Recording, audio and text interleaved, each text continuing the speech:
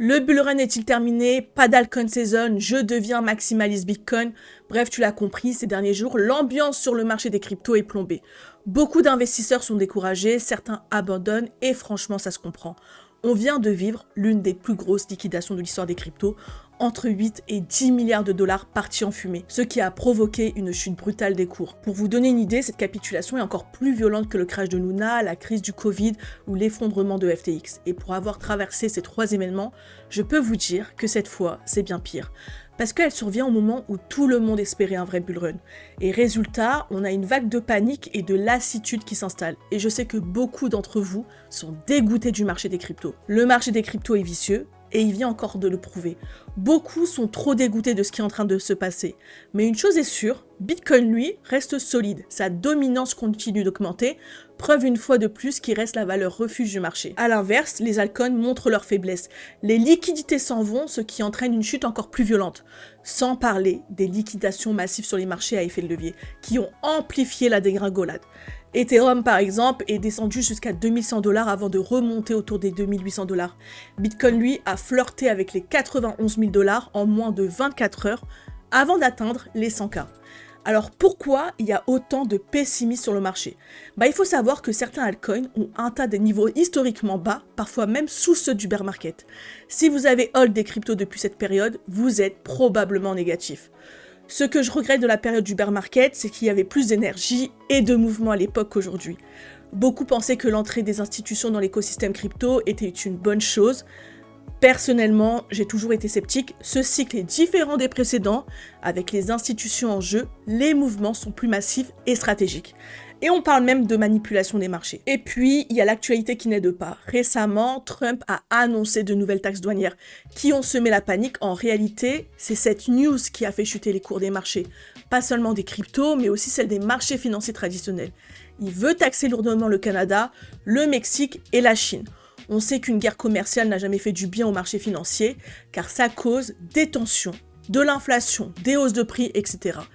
Et les pays concernés répliquent, comme le Canada qui vient d'annoncer une taxe de 20% sur les échanges avec les États-Unis. On a déjà eu un retour de la Chine qui ne veut pas se laisser dompter par Trump, ce qui est logique, mais la guerre commerciale risque de mal finir si Trump décide de sévir sévèrement les autres pays.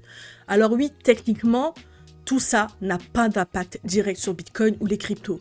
Mais cette incertitude a suffi pour que les investisseurs sortent du marché. Faisons le point sur Ethereum, car il n'a toujours pas atteint son ATH. Tant qu'il restera sous ses précédents sommets, les altcoins continueront de souffrir. Mais le jour où Ethereum explosera, je suis persuadé qu'on assistera à un rattrapage massif des altcoins avec des hausses extrêmes sur certains projets. Le rattrapage se fera assez rapidement et de courte durée. J'ai vu une image passer sur Bitcoin et ATH, à chaque baisse du Bitcoin, Bitcoin revient encore plus fort, tandis que c'est le contraire pour Ethereum. Je vous la partage parce que je la trouve sympa. Et il faut savoir que ce nettoyage a fait du grand bien au marché qui partait dans tous les sens. C'est pour ça que personnellement, je reste patient. J'ai l'impression qu'on assiste à une énorme manipulation des altcoins avant un pump qui pourrait arriver dans les prochains mois. Du coup, je continue de hold mes altcoins, mais uniquement ceux qui sont leaders dans leur catégorie pour réduire mon risque. Pour ceux qui s'amusent à sauter à chaque nouvelle tendance sont en réalité les plus grands perdants car ils le font sans trop réfléchir. Si on prend l'exemple des meme coins, c'était clairement du grand n'importe quoi. La hype a été super mal gérée avec des centaines de nouveaux meme coins qui sortaient chaque jour.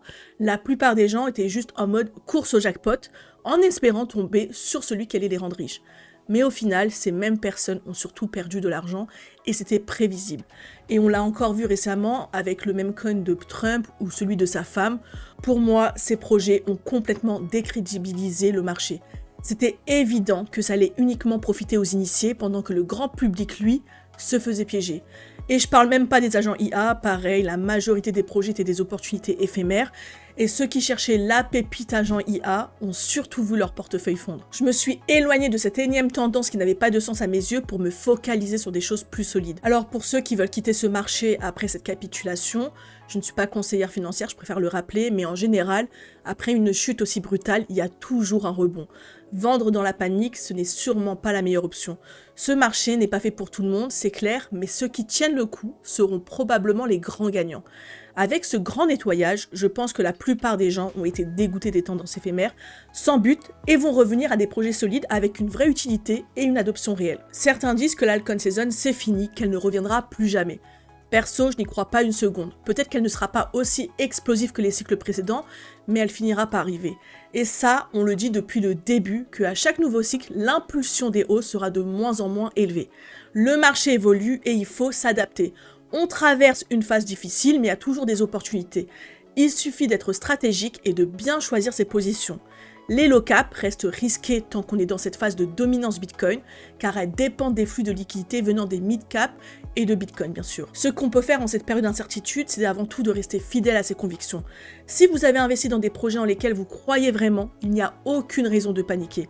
Les marchés financiers détestent l'incertitude, c'est un fait, mais si vous avez une vision long terme, vous n'avez pas besoin de vous infliger du stress à chaque baisse. Je sais que ce n'est pas facile d'être détaché émotionnellement de ces investissements, mais c'est un point important. Arrêtez de courir après la nouvelle tendance ou le dernier meme coin à la mode. J'espère qu'avec ce grand nettoyage, l'argent circulera de façon plus saine vers des projets solides avec de vrais enjeux derrière, et qu'on pourra repartir sur une hausse haussière plus stable et plus dynamique de ce qu'on a connu jusqu'à présent. Alors oui, les nouvelles taxes et cette possible guerre commerciale mettent un coup au marché. Mais au final, rien de tout ça ne change les fondamentaux des cryptos. L'extrême peur est souvent exagérée et ceux qui gardent la tête froide et restent patients seront sûrement ceux qui en profiteront le plus. Et comme d'habitude, le marché repartira, mais sans les impatients qui risquent de revenir bien trop tard, juste avant la fin du cycle. Alors prenez du recul, gardez la tête froide et adaptez votre stratégie. C'était Sana, j'espère que cette vidéo vous aura plu, dites-moi en commentaire ce que vous en pensez. Et nous, comme d'habitude, on se retrouve sur ma chaîne pour une prochaine vidéo. À bientôt.